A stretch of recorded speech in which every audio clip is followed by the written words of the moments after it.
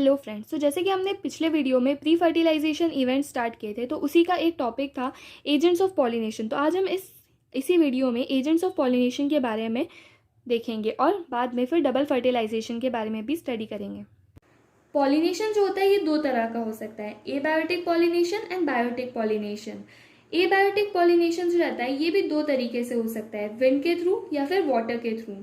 ठीक है, अब एबायोटिक पॉलिनेशन जो होता है इसमें पॉलिनेशन जो है वो चांस फैक्टर है, पॉलिनेशन होगा या नहीं होगा इस चीज़ की कोई गारंटी नहीं होती है। ठीक है, अब विंड की अगर बात करें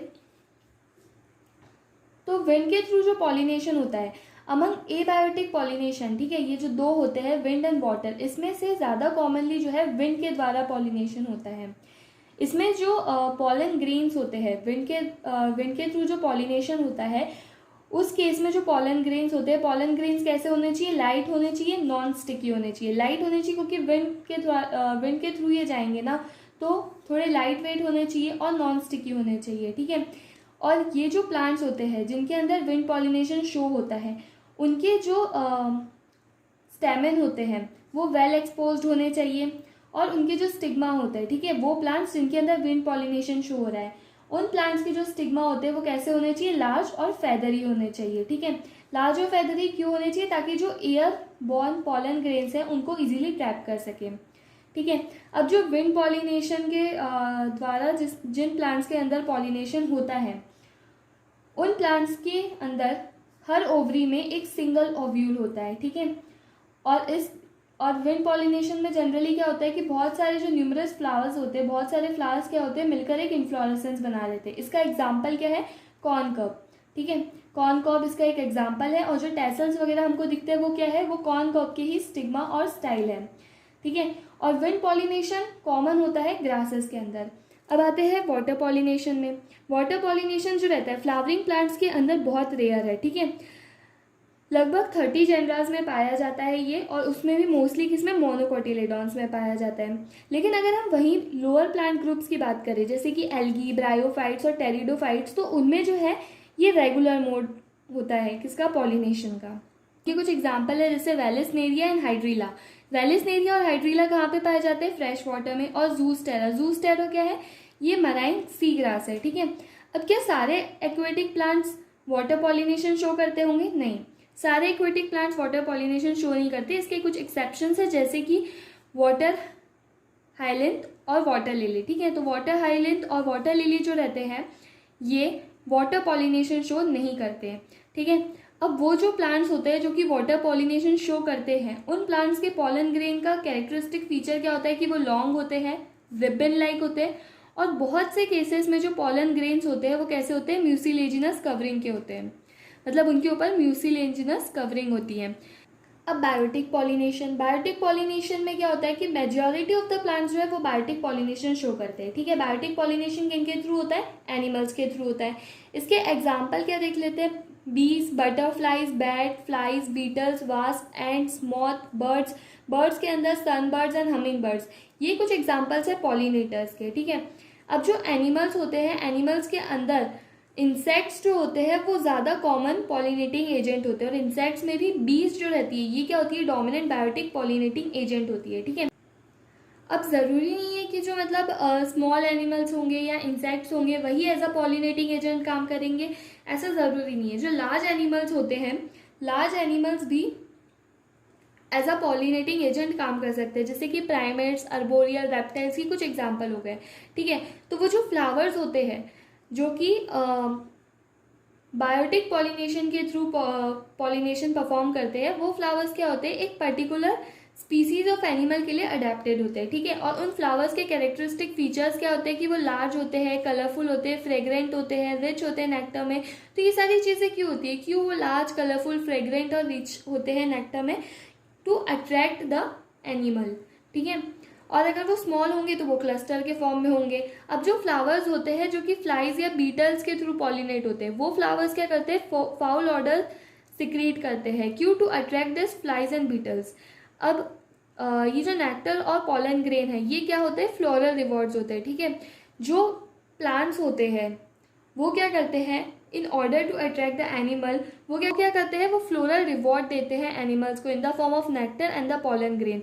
जो पॉलन ग्रेन्स होते हैं वो कैसे होते हैं, इस कैटेगरी के स्टिकी होते हैं, ठीक है। अब कुछ स्पीसीज जो होती है जैसे कि फ्लावर ऑफ द अमॉर्फोफेलस, ठीक है, ये जो रहते हैं ये क्या करते हैं, in the form of reward ये क्या करते हैं, सेफ प्लेस प्रोवाइड कराते हैं टू ले द एग्स।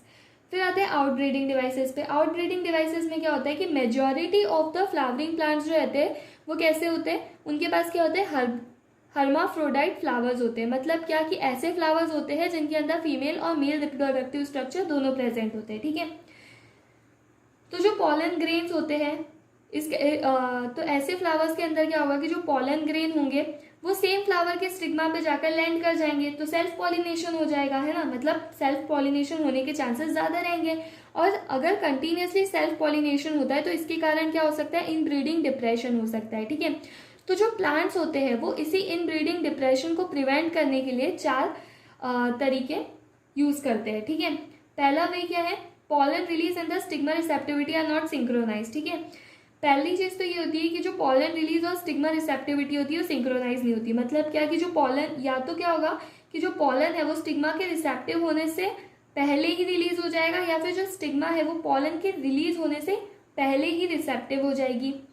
दूसरा तरीका क्या है, एंथर और स्टिग्मा जो रहते हैं वो डिफरेंट पोजीशन पे होते हैं, तो अगर ये डिफरेंट पोजीशन पे होंगे तो ऑटोगैमी का चांस जो होगा वो कम हो जाएगा, ठीक है। तो ये दोनों चीज़ें क्या कर रही है, ऑटोगैमी को प्रिवेंट कर रही है। तीसरी चीज़ है सेल्फ इनकम्पैटिबिलिटी, ठीक है। ये क्या है, जेनेटिक मैकेनिज्म है। यहाँ पर क्या होता है कि यहाँ पर जो सेल्फ पॉलन होता है वो पिस्टिल के स्टिग्मा के ऊपर जर्मिनेट नहीं हो पाता और पॉलन ट्यूब की ग्रोथ नहीं हो पाती है, ठीक है। तो इससे क्या होता है कि जो सेल्फ पॉलन होता है वो ओव्यूल को फर्टिलाइज नहीं कर पाता। चौथा तरीका क्या है, production of the unisexual flowers. अब जो यूनिसेक्सुअल फ्लावर्स है ये 2 तरीके से हो सकते हैं, जैसे कि सेम प्लांट के ऊपर या तो मेल और फीमेल फ्लावर अलग अलग लगे, या फिर मेल और फीमेल फ्लावर जो है वो डिफरेंट प्लांट पे लगे, ठीक है। तो अगर मेल और फीमेल फ्लावर सेम प्लांट पे लग रहे हैं तो इसका एग्जाम्पल क्या होगा, कैस्टर और मेज। इससे क्या होगा कि ऑटोगैमी तो प्रिवेंट हो जाएगी बट जिटोनोगैमी प्रिवेंट नहीं होगी। और अगर जो मेल और फीमेल फ्लावर्स है वो डिफरेंट प्लांट पे लगते हैं जैसे कि पपाया, तो इससे क्या होगा, ऑटोगैमी एज वेल एज जिटोनोगैमी दोनों ही प्रिवेंट हो जाएगी। अब स्टार्ट करते हैं पॉलन पिस्टिल इंट्रैक्शन से। तो पॉलन पिस्टिल इंट्रैक्शन में क्या होता है, पिस्टिल जो रहता है उसके पास में ये एबिलिटी होती है कि वो इस चीज़ को रिकॉग्नाइज कर सकता है कि वेदर जो पॉलन है वो राइट टाइप का है या नहीं, ठीक है। तो अगर ये जो पॉलन ग्रेन आया है पिस्टिल के पास में वो अगर राइट टाइप का है तो पिस्टिल उसको एक्सेप्ट करेगी और फिर पोस्ट पॉलिनेशन इवेंट होंगे। पोस्ट पॉलिनेशन इवेंट में क्या होगा कि पॉलन ग्रेन का जर्मिनेशन होगा ऑन द स्टिग्मा, फिर पॉलन ट्यूब की ग्रोथ होगी स्टाइल के अंदर। तो ये होते हैं पॉलन पोस्ट पॉलिनेशन इवेंट, ठीक है। तो अगर पिस्टिल ने पॉलन ग्रेन को एक्सेप्ट कर लिया तो पोस्ट पॉलिनेशन इवेंट होंगे एंड देन फिर क्या होगी, फर्टिलाइजेशन होगी। लेकिन अगर जो पॉलन ग्रेन आया है पिस्टिल के पास में वो रॉन्ग टाइप का आया है तो पिस्टिल उस पॉलन ग्रेन को रिजेक्ट कर देगी, ठीक है। और जो पोस्ट पॉलिनेशन इवेंट होते हैं दैट इज पॉलन ग्रेन का germination on the stigma and pollen tube की ग्रोथ इन द स्टाइल, वो चीज़ प्रिवेंट हो जाएगी, ठीक है। अगर कंपैटिबल पॉलिनेशन होता है, कंपैटिबल पॉलिनेशन क्या है कि पॉलन ग्रेन जो है वो राइट टाइप का आया है, पिस्टिल ने उसे एक्सेप्ट कर लिया है, तो इसे हम कहेंगे कंपैटिबल पॉलिनेशन, ठीक है। तो क्या होगा कि जो पॉलन ग्रेन होगा वो स्टिग्मा के ऊपर जर्मिनेट कर जाएगा, पॉलन ट्यूब का फॉर्मेशन होगा through one of the germ pore, ठीक है। तो पॉलन ग्रेन के अंदर जो जर्म पोर होता है उसके थ्रू पॉलन ट्यूब का फॉर्मेशन होगा, ठीक है। फिर क्या होगा कि जो पॉलन ग्रेन के जितने भी कंटेंट होंगे वो क्या करेंगे, पॉलन ट्यूब के अंदर आएंगे। उसके बाद में पॉलन ट्यूब क्या करेगा, ग्रो करता जाएगा स्टिग्मा से, फिर स्टाइल से, एंड देन फाइनली क्या करेगा, ओवरी तक रीच करेगा। ओवरी तक पहुंचने के बाद में जो तो पॉलन ट्यूब जो रहेगा अब क्या करेगा, वो ओव्यूल के अंदर एंटर करेगा थ्रू द माइक्रोपाइल, ठीक है। और क्या करेगा, ये माइक्रोपाइल के थ्रू ये ओव्यूल के अंदर एंटर करा और फिर ये फिलीफॉर्म अपैरेटस के थ्रू किसी एक सिनर्जिड के अंदर एंटर करेगा, ठीक है। तो ये होगी पूरी पॉलन पिस्टिल इंट्रैक्शन, ठीक है। तो ये जो पॉइंट होता है जब पॉलन ग्रेन आया स्टिग्मा के ऊपर, ठीक है, जब पॉलन ग्रेन स्टिग्मा पर आया वहाँ पर उनका इंट्रैक्शन हुआ, वहाँ से लेकर जब तक जो पॉलन ग्रेन जब तक ये जो पॉलन ग्रेन होता है, मतलब पॉलन ग्रेन के जो कंपोनेंट होते हैं वो फिलिफॉर्म अपैरेटस के थ्रू सिनर्जिड तक नहीं पहुंच जाते, तो इस पूरी प्रोसेस को तब तक की पूरी प्रोसेस को हम लोग क्या कहते हैं, पॉलन पिस्टल इंट्रैक्शन कहते हैं। अब जो पॉलन ग्रेन्स होते हैं ये टू सेल स्टेज में अगर शेड होते हैं तो क्या होता है, तो टू सेल स्टेज में अगर पॉलन ग्रेन शेड हुए तो जनरेटिव सेल जो रहेगी वो डिवाइड करेगी दो मेल गैमेट में, कब, पॉलन ट्यूब का जब ग्रोथ हो रही होगी स्टिग्मा में उस टाइम पर, ठीक है। लेकिन अगर 3 सेल स्टेज में पॉलन ग्रेन शेड हुए तो क्या होगा कि जो पॉलन ट्यूब है उसके पास में तो क्या होगा, फ्रॉम द बिगिनिंग ओनली उसके पास में क्या होगा, मेल गैमेट होंगे, 2 मेल गैमेट होंगे। Double fertilization. अब डबल फर्टिलाइजेशन में क्या होता है कि जैसे कि अपन ने यहाँ पर देखा कि जो पॉलन ट्यूब होता है वो फिलिफॉर्म अपैरेटस के थ्रू किसी एक सिनर्जिड में एंटर करता है, ठीक है। अब इसके आगे की प्रोसेस आती है डबल फर्टिलाइजेशन के अंदर, ठीक है। पॉलन ट्यूब जो था वो सिनर्जिड के साइटोप्लाज्म के अंदर पॉलन ट्यूब ने क्या करा, अपने दोनों मेल गैमेट्स को रिलीज कर दिया। अब एक मेल गैमेट जो रहेगा वो क्या करेगा, एग सेल के पास जाएगा और उसके न्यूक्लियस के साथ फ्यूज करेगा।